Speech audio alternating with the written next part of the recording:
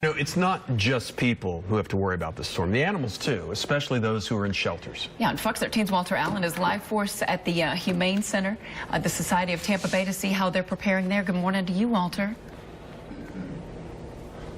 Laura and Russell, good morning to you. You know, we need a little bit of break from all the seriousness, so I got it for you. Finnegan. Look at this face. I don't know how old Finnegan is, but Finnegan is just absolutely adorable. Look at this face right here. We needed a little bit of break from all of this Hurricane Irma stuff. There we go. That was my prop. That was my prop for the live shot. Finnegan, there you go. There you go. Have a little fun. Yeah, we're worried about the Humane Society, just like we're worried about all of the human beings as well. Make sure everybody is hunkered down and ready to go to ride out Hurricane Irma. Behind me, you're looking at all this glass, and of course that was the big red flag driving up here. Talking with the folks here at Humane Society, I mean, if you listen. That's solid glass. And in talking with the people here at the Humane Society, this building is set to handle a Category 3, a Category 4, and you're saying to yourself, we're going to see those force winds here at the Humane Society. So this building will be tested, but it's only about 5 years old, so it should be able to handle everything that's going to go on in the next 24 hours. But look at everything here at the Humane Society. Everything is ready to go, garbaged up. Here, this is the A-team. Everybody you see behind me, this is the A-team, and these folks will stay here during the hurricane. So a big round of applause for you guys for what you're doing. They're going to be here at the Humane Society, making sure that the animals are taken care of, that they get their medication, that they get fed, whatever exercise that they can get. We want to walk to the back where some of the animals are.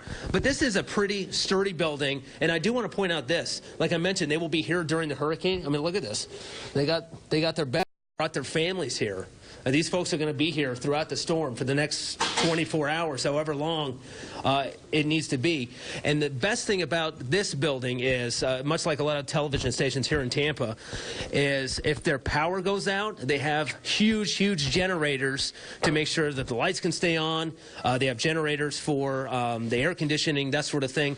Lon. Hey, good morning. How are you guys doing? I mean, are you nervous? We're nervous, as everybody else is probably nervous. We're tired. A lot of the A-team staff and regular staff did a lot of prep work over the last few days and everything. But everybody's here, ready. You know, we're ready to hunker down. We've got all the supplies. Like you said, we have a massive generator outside. This building can take it. Hopefully, we don't push that level. We've got an on-call doctor with us here too, also Dr. Cornett. Morning. And Sherry, our CEO, and Pam, our director of operations. They should be here just shortly. Now, in talking with Sherry, we had a live interview with her over the phone yesterday. Some of these cages are empty, and that's a good thing. It is a good thing. At the last minute, you know, we're part of the emergency placement partnership with the Humane Society of the United States.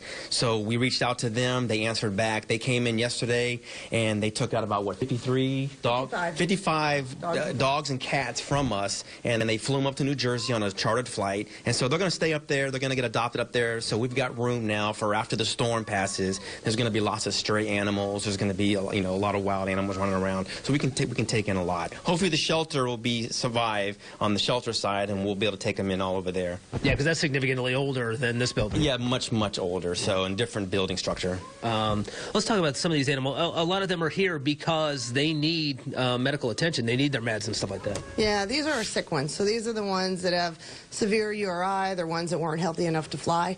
So we have to give them meds, nebulize them, treat them throughout the storm, and just make sure they get over that. So that's why we do have the ones we have. Other than that, it would have been nice to get rid of all of them so we had space for all new ones. Yeah.